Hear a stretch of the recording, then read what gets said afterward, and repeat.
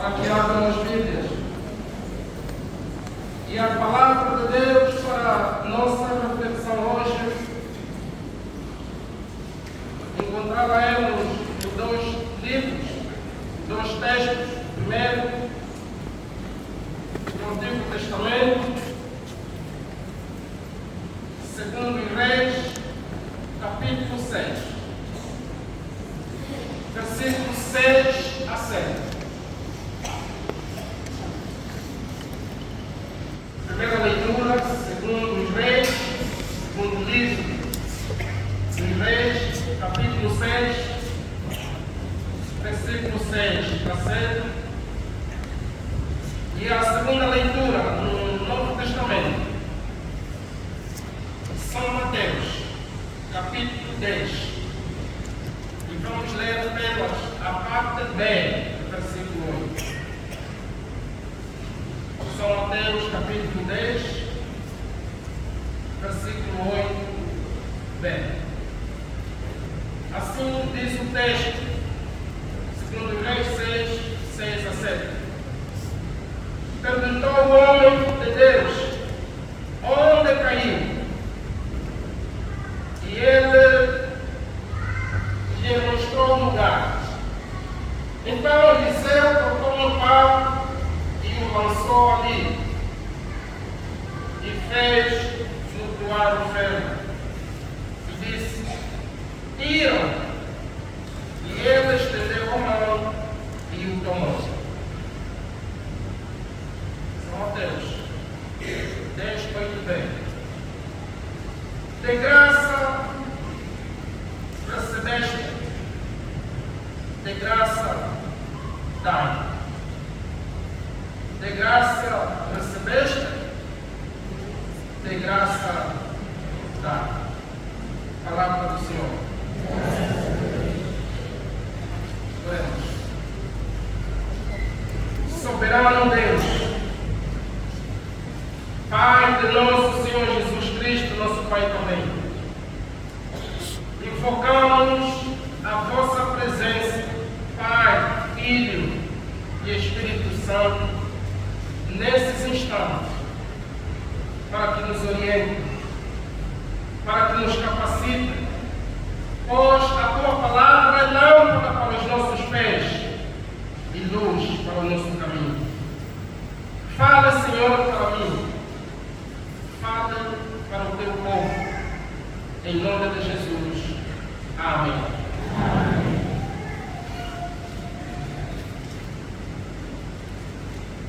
Meus irmãos, minhas irmãs, a palavra de Deus tem sido comparada à semente que é lançada sobre o arado, sobre a terra. O agricultor lança a palavra de Deus, algumas caem à beira da estrada, outras caem sobre a rocha, outras ainda caem sobre os espinhos. E há aquela semente que cai num lugar fértil, e esta germina. Ontem, quando visitamos o irmão Tavares, da classe de Teodoro Ela, no seu quarto encontrei um livro do Bispo Emílio, com o título Lançando a Preciosa Semente. Lançando a preciosa semente. Os pregadores, os filhos de Deus, lançam a semente. Como dizia, ao lançarmos a semente, algumas caem ao lado da terra ou da estrada, os pássaros comem. Há aquelas que caem sobre a rocha, por falta de raízes, elas morrem. Há aquelas que são lançadas sobre os espinhos e os espinhos sufocam. Por último, há aquelas palavras, como dizia, que caem em lugares férteis. Elas germinam e dão frutos.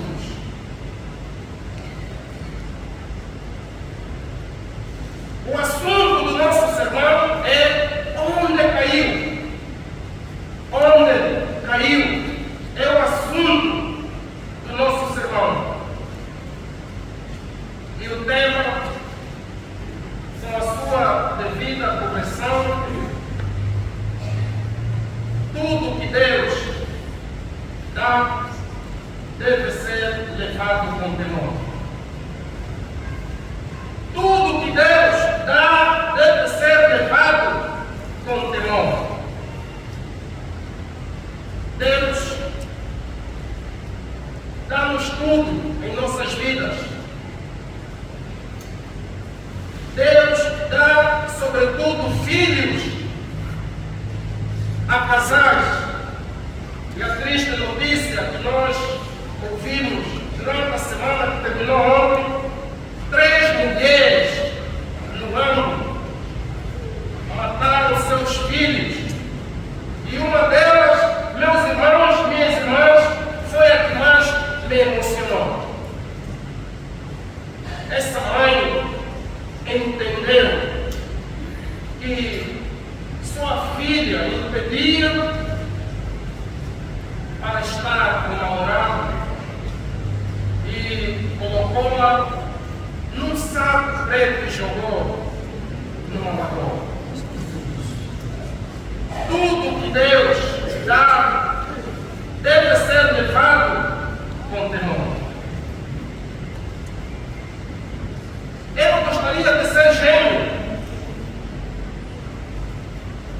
e gostaria de ter gêmeo por causa da sua especificidade. Os gêmeos são especiais.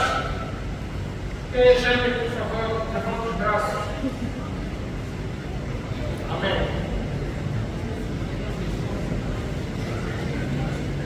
A Bíblia conta a história de 2 irmãos gêmeos. 2 irmãos gêmeos. Esaú e Jacó eram irmãos gêmeos, filhos de Isaac e Rebeca. Esaú foi o primeiro a nascer. Entre os gêmeos há sempre o primeiro a nascer. E o primeiro a nascer, meus irmãos, minhas irmãs, tem o direito da primogenitura. Todos primogênitos têm a garantia da bênção do Pai. Quem é primogênito como eu, por favor, levanta o braço. Os primogênitos têm garantia da bênção do Pai. Da bênção do Pai. Jacó foi o segundo a nascer e não tinha o direito da primogenitura. Atenção, os segundos filhos não têm garantia da bênção do Pai. Esaú significa peludo a homens e a mulheres que nascem com muitos pelos. Esaú significa peludo. Jacó significa suplantador, aquele que pisa os outros. Por isso, é comum ver nas famílias os segundos filhos tentam tirar o lugar dos primogênitos. Esses são chamados Jacó.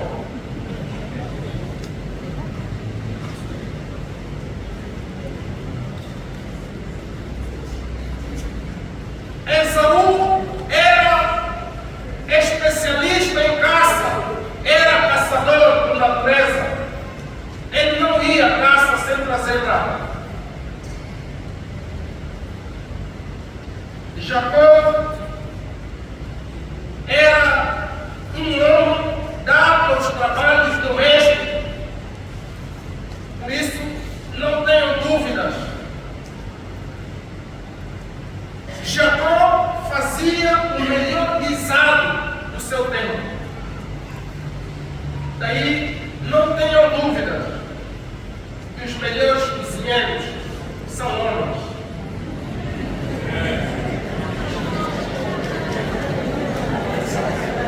Jacó foi um desses homens que faziam os melhores trabalhos domésticos, incluindo cozinhar.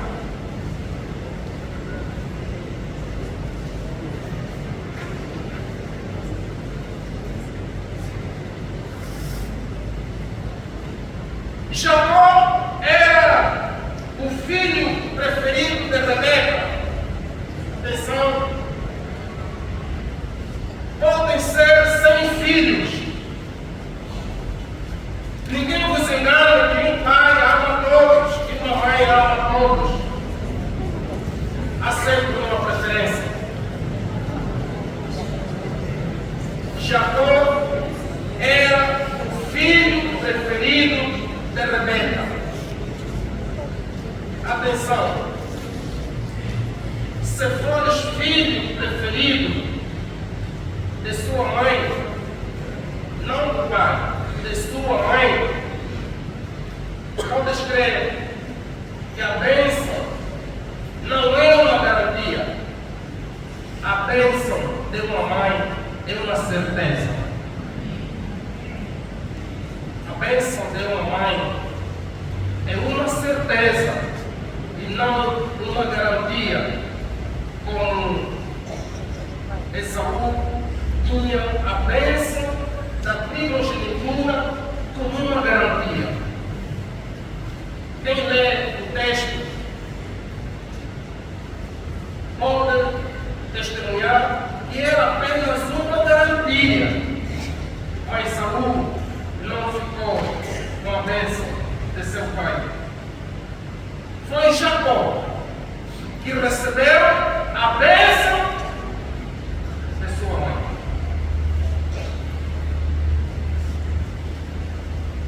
Esaú deu origem à nação edomita. Repito, Esaú deu origem à nação, os filhos dos edomitas, e Jacó deu origem à nação de Israel.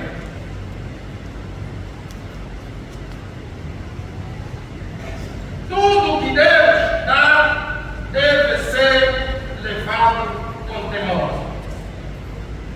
Esaú tinha a bênção como garantia, mas ele vendeu esta bênção. Ele trocou essa bênção por um prato de lentilha. Por isso, a bênção passou de Jacó, de Esaú, para Jacó.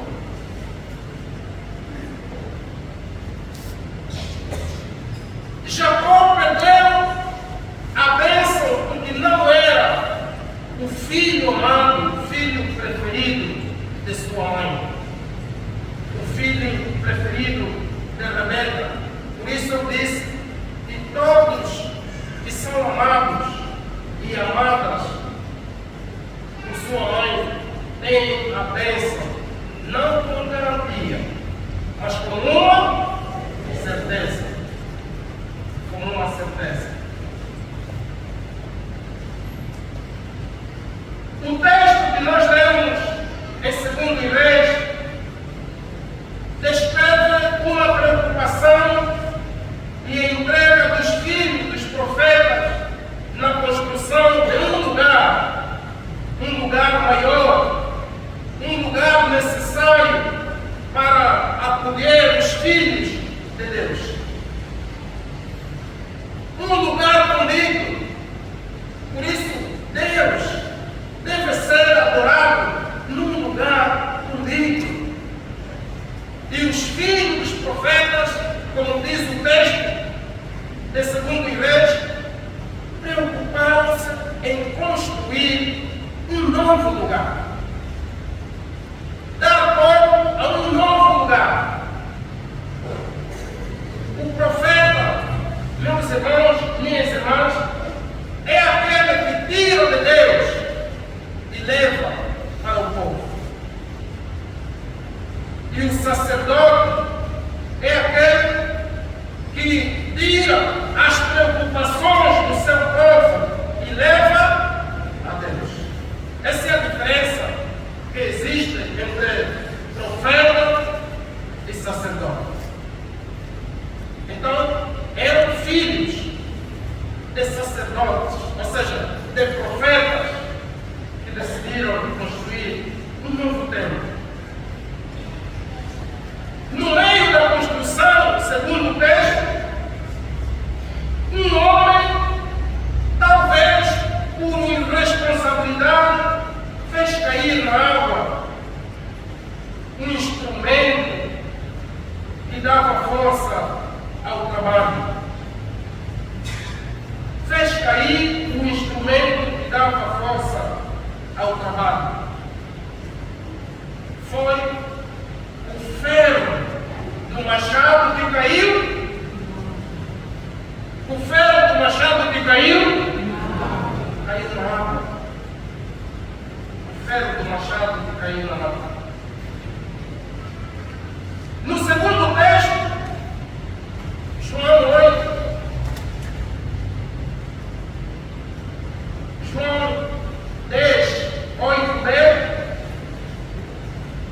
e sobretudo a partir do capítulo 9, vemos Jesus passando de cidade em cidade, de aldeia em aldeia, assinando, ou seja, ensinando nas sinagogas, pregando o Evangelho do Reino, curando toda sorte de doença e enfermidades.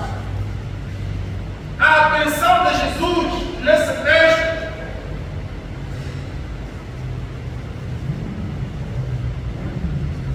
não concentrava na construção do edifício físico, mas Jesus concentrou-se na estrutura física e espiritual do homem. Enquanto em 2 Reis os filhos dos profetas preocupavam-se em construir o templo, Jesus preocupou-se em construir o homem, em construir a mulher.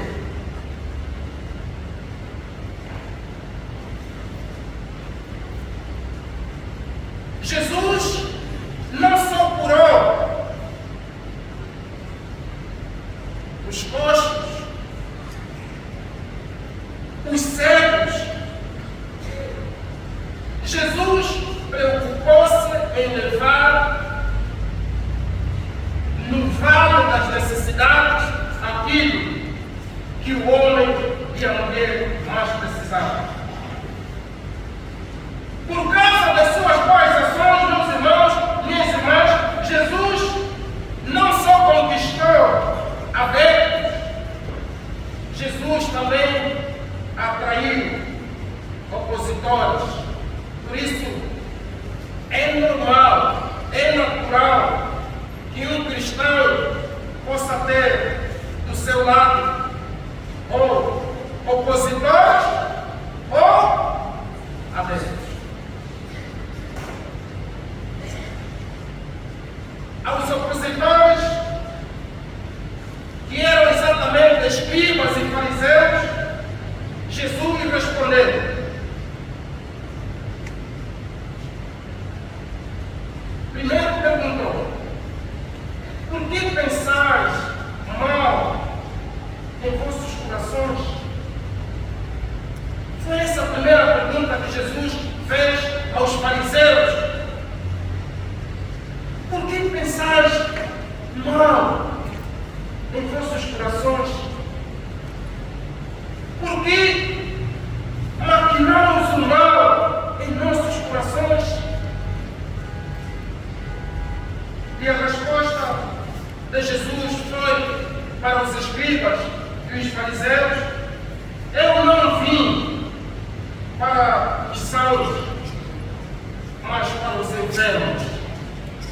Jesus não veio para as pessoas curadas.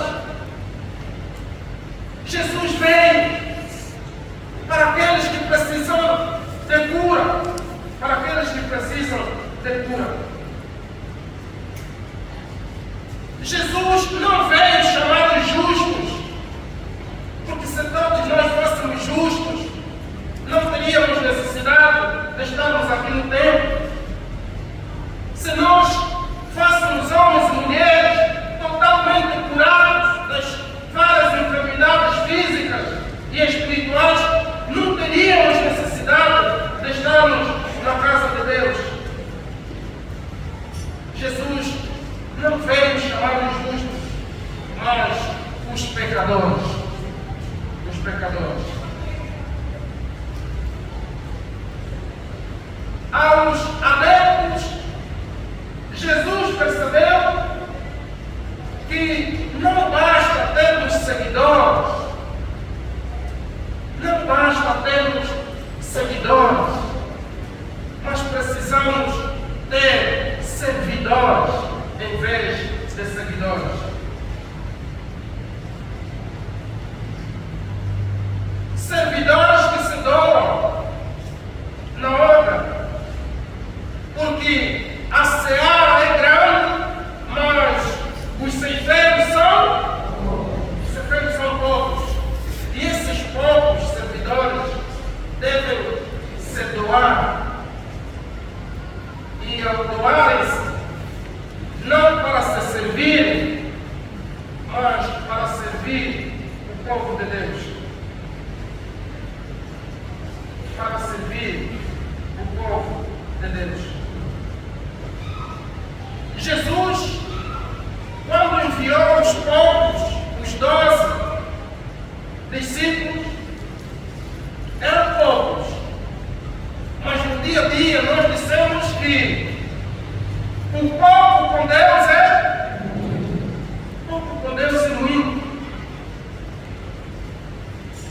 Deus não olha pela quantidade, Deus olha pela qualidade do cristão, pela qualidade do crente. Por isso, Jesus, ao enviar os poucos discípulos, 12 apenas, ele recomendou que de graça dai e de graça recebeis. Jesus orientou isso aos discípulos. De graça, dei de graça o que Deus tem, ou seja, dei de graça aquilo que tenho recebido de Deus, de graça.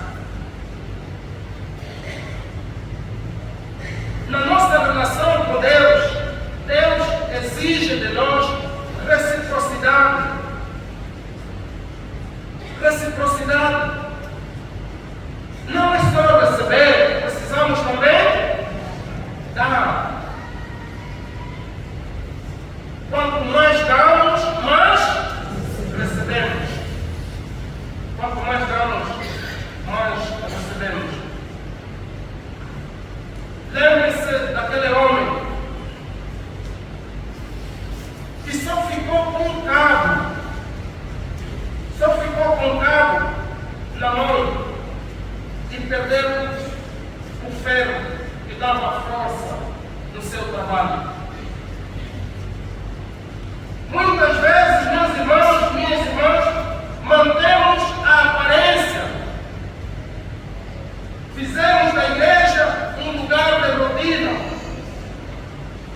Fizemos movimento como se estivéssemos a servir verdadeiramente. Mas por dentro de nós, Deus vê algo que está caído. Deus vê algo que o nosso ferro caiu na água. O nosso ferro caiu na água. Tudo é aparência. Tudo é aparência.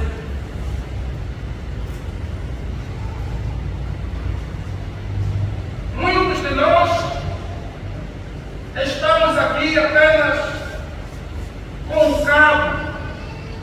Só temos o cabo na mão, já não temos o ferro. E o ferro, nesse texto, simboliza Deus. Aquele que corta, aquele que poda os ramos que crescem desordenadamente nas nossas vidas. Só é machado quando se tem o ferro e o cabo. Fora disso, não é machado. Por isso, aquele homem ficou preocupado e o ferro caiu na água. Tu e eu estamos preocupados com o ferro e o lugar onde caiu.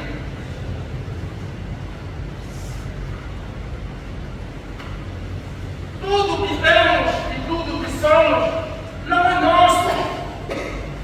Ninguém nos engana. Tudo que temos e tudo que somos não é nosso. É a emanação de Deus. Aquele homem sabia que o machado não era dele. Tudo que nós temos não é nosso. É emprestado. Deus nos emprestou tudo que nós temos. Por isso, naquele dia, ninguém poderá levar nada.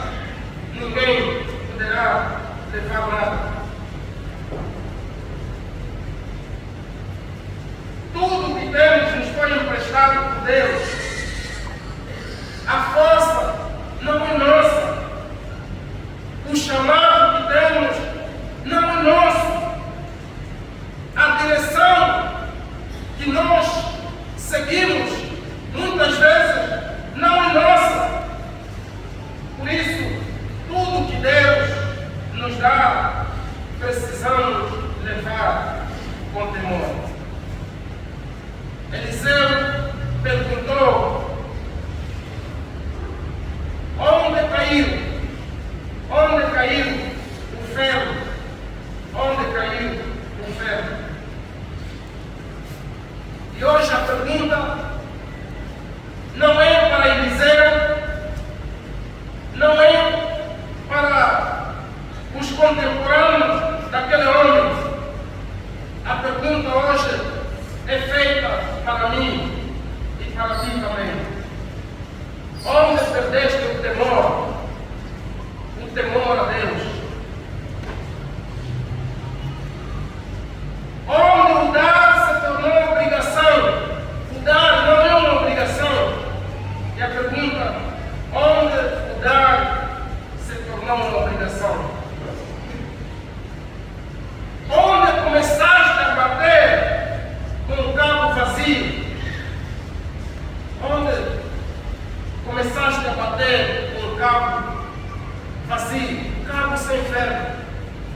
Às vezes batemos, lutamos, batalhamos e não conseguimos nada. E não nos apercebemos que o cabo com o qual nós batemos já não tem um ferro. Já não tem um ferro. Por isso, onde caiu o teu cabo? Onde caiu o teu ferro? A Bíblia diz que ali onde o ferro do machado caiu, o profeta Eliseu lançou um pau.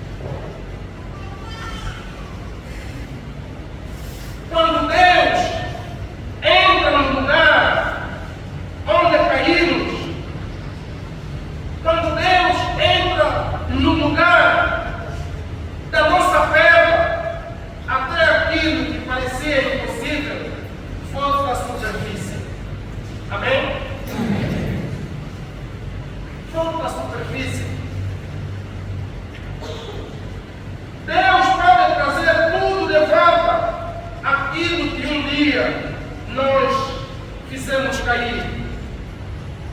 Quando não tínhamos responsabilidade de levar com temor. Não adianta, meu irmão, minha irmã, nesta vida, batendo, lutando, seu ferro já caiu, se Deus já saiu da tua vida. Para tal, volte. Para tal, Deus pode fazer com que aquilo que caiu, tu e eu possamos ter de volta em nossas mãos. O ferro, como dizia, simboliza força, simboliza trabalho. Esse ferro não é o ferro físico que nós conhecemos. Esse ferro é Deus. É Deus que muitos de nós fizemos cair na água. Que muitos de nós fizemos cair na água. Essa força é Deus. Aquele que opera grandes coisas em nossa vida. Esse ferro é Deus que pode podar todos os ramos que crescem desordenadamente nas nossas vidas. Por isso, quero terminar para dizer aos irmãos e às irmãs: tudo que Deus te deu, leve com temor. Temor e responsabilidade. Não deixe de cair Deus durante a nossa caminhada terrena. É Ele que nos suporta. É Deus que nos aguenta. É Ele que nos faz flutuar quando o mundo tenta nos afundar. E como servidores de Deus, meus irmãos, minhas irmãs, não deixe cair o dom e o seu bom caráter que Deus te deu. E nem troque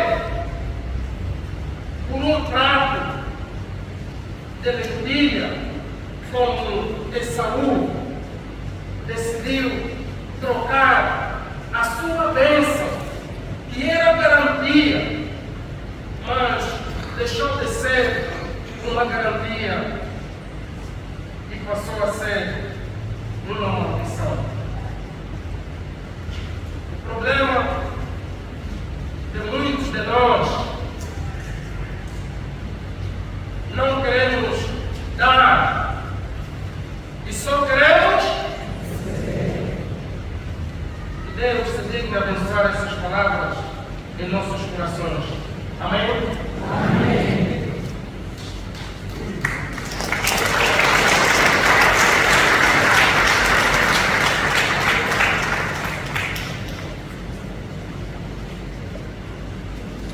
Reverendo Emanuel Santa, nós queremos agradecer por deixar ser usado pelo Espírito Santo e deixar-nos aqui palavras de vida. Igreja de Deus, quem tem ouvidos, ouça.